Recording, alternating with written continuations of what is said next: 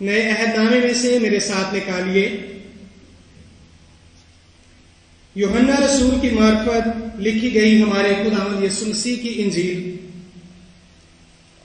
اس کا 19واں باب اور اس کی 29ویں اور 30ویں آیت ہم پڑھیں گے۔ وہاں سرکے سے بھرا ہوا ایک برتن رکھا تھا، پس انہوں نے سرکے میں بھگوئے ہوئے اسپنج کو زوفے کی شاخ پر رکھ کر اس کے منہ سے لگایا۔ پس جب یسوع نے وہ سرکہ پیا تو کہا کہ تمام ہوا، اور سر جھکا کر جان دے دی۔ ایک اور حوالہ ہم پڑھیں گے،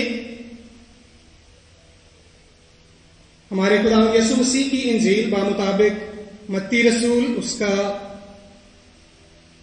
27واں باب اور اس کی 50ویں آیت۔ متی کی انجیل، اس کا 27واں باب اور اس کی 50ویں آیت۔ یسوع نے پھر بڑی آواز سے چلا کر جان دے دی۔ 51ویں آیت بھی، اور مقدس کا پردہ اوپر سے نیچے تک پھٹ کر 2 ٹکڑے ہو گیا، اور زمین لرزی اور چٹانیں تڑک گئی۔ خداوند اپنے کلام کے وسیلے سے ہم سب کو برکت بخشے۔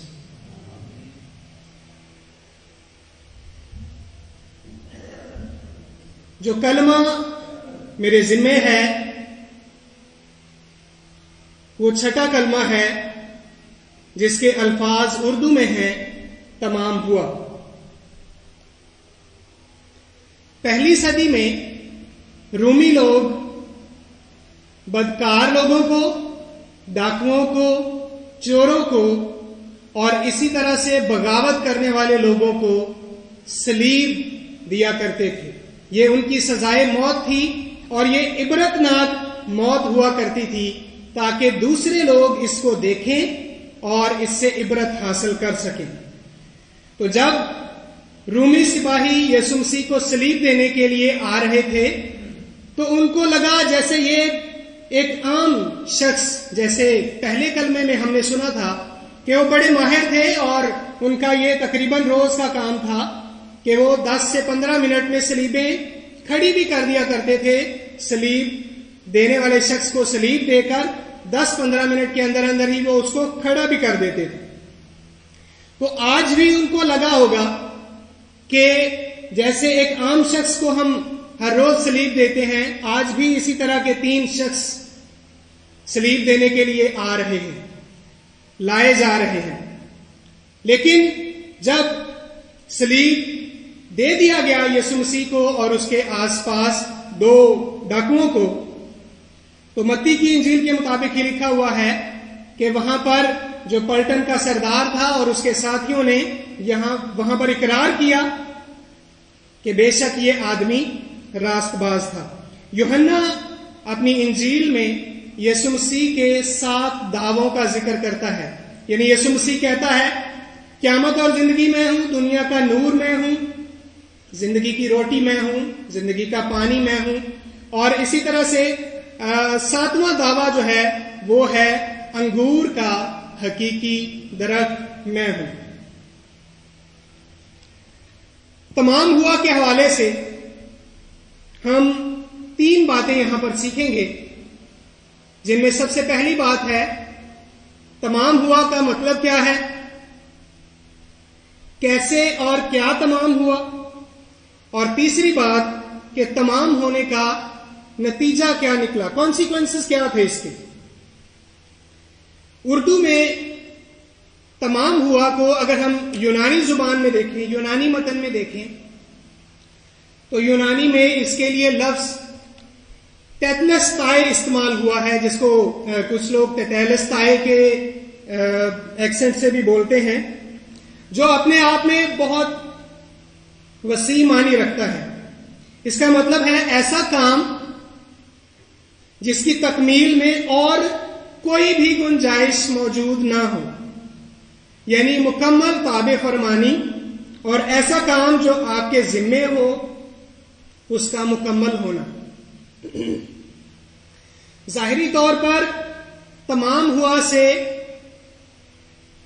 ہم فوری طور پر یہ اندازہ لگاتے ہیں کہ زندگی کا خاتمہ ہوا، لیکن یونانی پس منظر میں، کیونکہ نیا عہد نامہ یونانی اور عبرانی زبانوں میں لکھا گیا، یونانی پس منظر میں جب کوئی مصور یا مصنف اپنا کام مکمل کر لیتا تھا تو وہ کہتا تھا تیتیلستائے، یعنی تمام ہوا۔ آج بھی ہم بہت سے مصنفات کو جب ہم پڑھیں تو وہ اپنی کتاب کے آخر میں ختم شد لکھتے ہیں یا بالکل آخر میں دی اینڈ لکھا ہوتا ہے۔ تو یسوع مسیح نے بھی آج یہ لفظ ادا کر کے میری اور آپ کی نجات کا کام مکمل کر دیا ہے۔ اب ہم دیکھیں گے کہ کیسے اور کیا تمام ہوا۔ یسوع نے اپنی زمینی خدمات میں بہت کچھ کیا۔ اس نے اندھوں کو آنکھیں دیں، لنگڑوں کو چلایا، بھوکوں کو کھانا کھلایا، بہت سے معجزات کیے، شفا بانٹی۔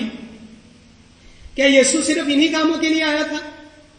بے شک وہ انہی کاموں کے لیے نہیں آیا تھا۔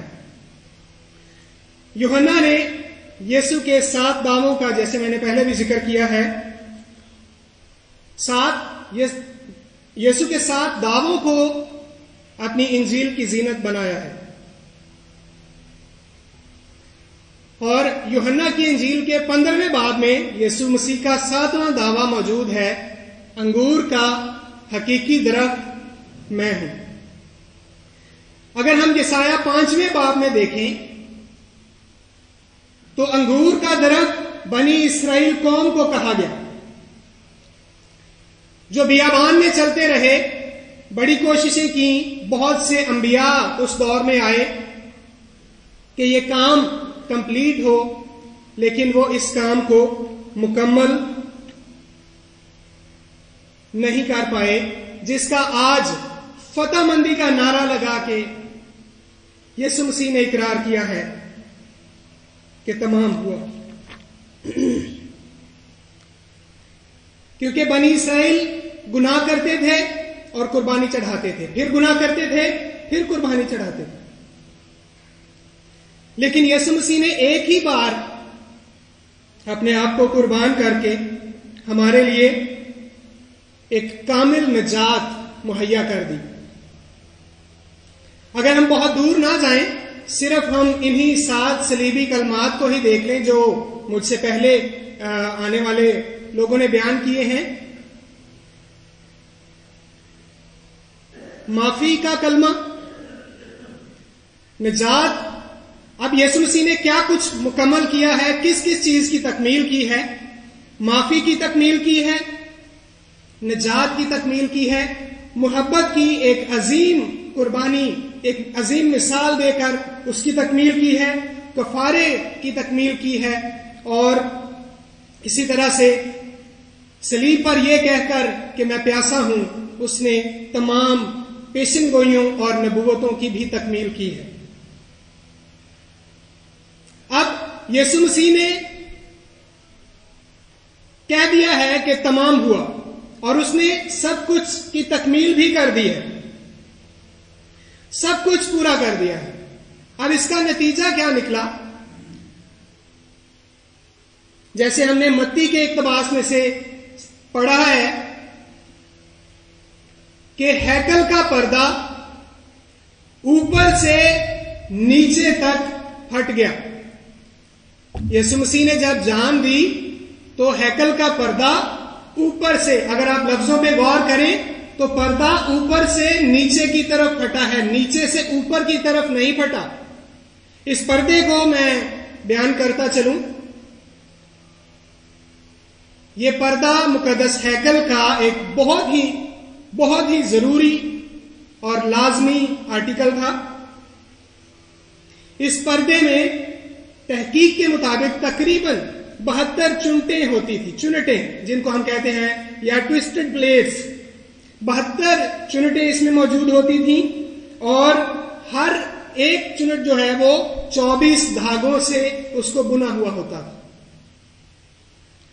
اور کہا جاتا ہے کہ ایک محتاط اندازے کے مطابق تقریباً 60 فٹ لمبا یہ پردہ ہوتا تھا اور 30 فٹ چوڑا ہوتا تھا.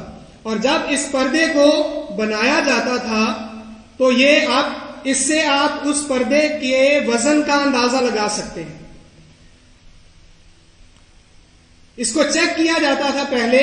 تقریباً 2 گھوڑے جو ہیں وہ مخالف سمتوں میں باندھ دیے جاتے تھے اس پردے کے ساتھ اور اس کو پھاڑنے کی کوشش کی جاتی تھی. اور اگر میں غلط نہیں کہہ رہا تو اگر یہ پردہ ان گھوڑوں کے کھینچنے سے پھٹ جاتا تھا تو پھر اس کو نہیں لگایا جاتا تھا, پھر نیا پردہ بنایا جاتا تھا اور اسی طرح سے چیک کر کے اس کو لگایا جاتا تھا. میرے عزیزوں, ہیکل کے اس پردے کا اوپر سے نیچے تک پھٹنے کا مطلب یہ ہے کہ یہ ایک مکمل خدائی عمل ہے. پردے کا اوپر سے پھٹنا ایک خدائی عمل ہے کیونکہ یہ کسی انسان کی طرف سے نہیں ہو سکا. پردے کے ایک طرف خدا تھا اور دوسری طرف انسان, درمیان میں جدائی تھی. تو یسوع مسیح نے آج اس جدائی کو ختم کر دیا ہے اپنے عالمگیر کفارے کے باعث. جب اس نے یہ دیکھا کہ تمام ہوا, سب باتیں پوری ہو گئی ہیں, تو اس نے کہا تمام ہوا. یسوع مسیح نے میرے اور آپ کے لیے کوڑے کھائے ہیں, اس نے صلیب پر اپنی جان دی ہے. اب ہمارا کیا کام ہے؟ صلیب پر جان دینے سے ہیکل کا وہ پردہ پھٹ کے جدائی بھی ختم ہو گئی ہے. اب میرے اور آپ کے ذمے کیا کام آتا ہے؟